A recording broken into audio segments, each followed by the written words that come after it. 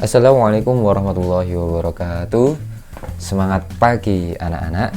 Kita hari ini akan belajar bahasa Indonesia, yaitu materinya tentang kalimat efektif. Kalimat efektif itu seperti apa? Mari kita pelajari. Nah, di sini ada contoh kalimat. Taman bunga itu sangat indah sekali. Ini adalah salah satu contoh kalimat yang tidak efektif. Mengapa kalimat ini tidak efektif? Mari lanjutkan untuk belajarnya. Nah, ini sebetulnya apa itu kalimat efektif? Jadi kalimat efektif adalah kalimat yang singkat, padat, jelas, dan tentunya sesuai dengan aturan bahasa Indonesia. Ini yang paling penting. Jadi tidak hanya singkat saja, tidak hanya padat saja, dan tidak hanya jelas maknanya, tetapi harus sesuai dengan aturan bahasa Indonesia. Ada 4 syarat kalimat efektif. Yang pertama adalah kalimat itu harus sesuai dengan ejaan bahasa Indonesia, baik kata bakunya, huruf kapital atau tanda baca. Kemudian yang kedua adalah hemat kata. Dan yang ketiga, menggunakan struktur yang benar, yakni subjek, predikat, objek, dan keterangan. Dan yang terakhir adalah tidak ambigu. Mari kita pelajari satu persatu. Syarat kalimat efektif yang pertama adalah sesuai dengan ejaan bahasa Indonesia. Contohnya, aku baru saja ngirimin surat lewat kantor pos. Ini tidak efektif karena ada kata ngirimin. Seharusnya yang efektif adalah aku baru saja mengirimkan surat lewat kantor pos. Ini efektif.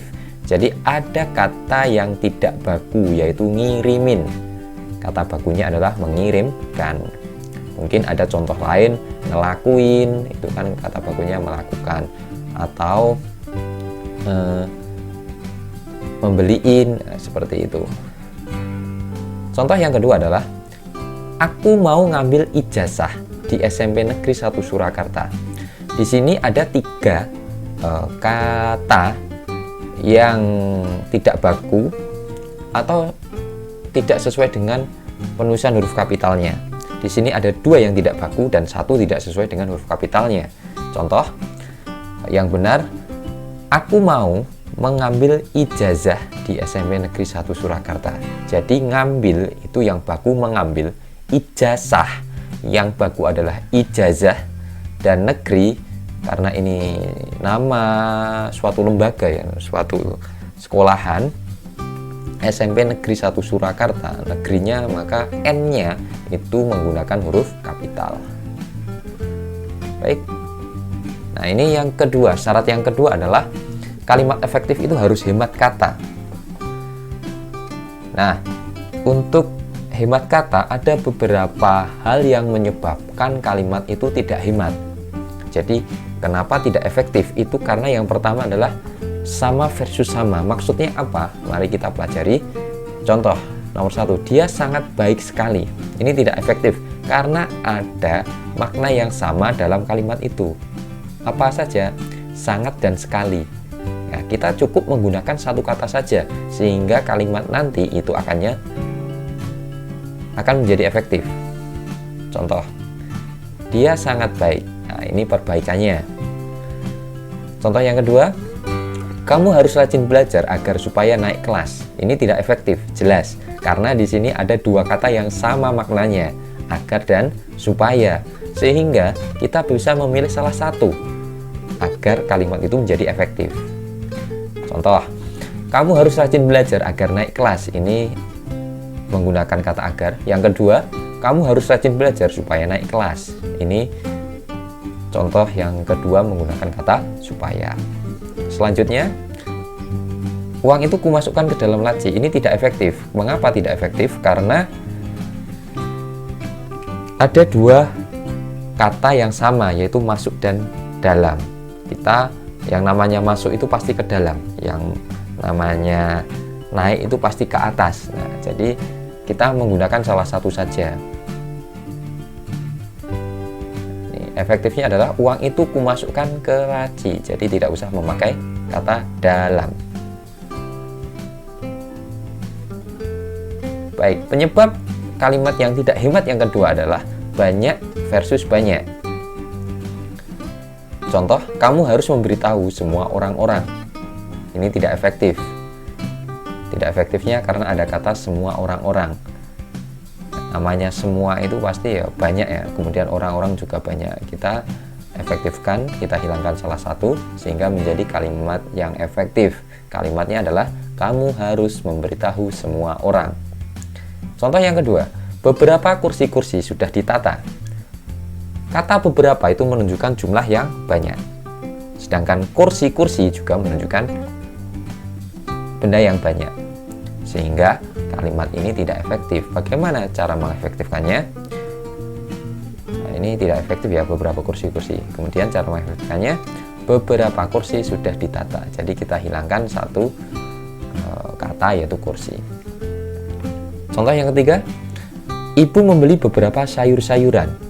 Di sini beberapa itu menunjukkan jumlah yang banyak, sedangkan sayur-sayuran juga jumlah yang banyak, sehingga kita pakai salah satunya, sehingga kalimat yang efektif adalah ibu membeli sayur-sayuran. Kemudian yang ketiga, syarat kalimat efektif yang ketiga adalah menggunakan struktur yang benar. Struktur ini maksudnya adalah SPOK. Kemudian nanti kalimatnya itu logis itu masuk akal. Nomor 1, banjir itu rusak jembatan karena diterjang. Ini selain tidak logis, ini juga disebabkan adanya SPOK yang tidak teratur. Nah, pembenarannya adalah jembatan itu rusak karena diterjang banjir. Ketika SPOK sudah benar, maka kalimat itu menjadi logis. Yang kedua, aku sedang petak umpet bersama bermain Dika. Ini tidak logis karena menggunakan struktur yang salah. Bagaimana efektifnya? Aku sedang bermain petak umpet bersama Dika. Seperti itu. Dan syarat yang keempat, kalimat efektif itu harus tidak ambigu. Ambigu itu apa? Nah, kalimat ambigu adalah kalimat yang mengandung banyak arti. Jadi ketika ada satu kalimat yang ambigu, itu bisa ditafsirkan banyak oleh masing-masing orang. Pak Andi beri contoh. Nomor 1, yang membawa sepeda motor harap dikunci stang. Di sini ada makna yang ambigu atau kalimat ini ambigu. Mengapa? Yang dikunci stang itu bisa saja yang membawa sepeda motor, ya kan? Atau sepeda motornya. Jadi ini ada dua pengertian. Yang membawa sepeda motor harap dikunci stang. Oh, yang dikunci stang berarti yang membawa sepeda motor. Ini ambigu. Atau arti yang kedua, yang dikunci stang adalah sepeda motornya. Tapi yang dimaksud dari kalimat ini agar menjadi efektif kan yang dikunci stang otomatis yang motornya, sepeda motornya, bukan orang yang membawa sepeda motor. Maka kalimat efektifnya adalah sepeda motor harap dikunci stang.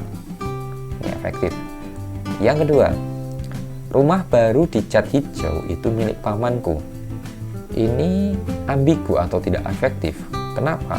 Karena ini ada banyak maksud. Maksudnya rumah baru dicat hijau itu maksudnya rumahnya baru atau rumahnya sedang dicat hijau, atau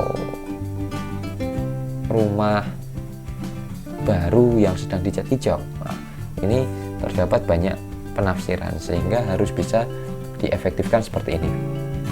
Nomor 1, rumah baru yang dicat hijau itu milik pamanku. Jadi maksudnya adalah rumah baru, rumahnya baru kemudian dicat hijau. Yang kedua, rumah yang dicat hijau itu milik pamanku. Artinya rumah itu entah rumah baru entah rumah lama dan catnya hijau. Dan yang ketiga, rumah yang sedang dicat hijau itu milik pamanku. Nah, ini rumah entah rumah baru atau rumah lama tapi sedang, jadi dalam prosesnya. Jadi ini ada tiga kalimat efektif dari satu kalimat yang tidak efektif tadi. Baik, itu penjelasan dari Pak Andi tentang syarat-syarat kalimat efektif. Nah, kita kembali yang pertanyaan yang pertama tadi. Taman bunga itu sangat indah sekali. Setelah kita belajar pasti kita tahu, berarti kalimat efektifnya adalah kita menghilangkan kata sekali, sehingga kalimat efektifnya taman bunga itu sangat indah.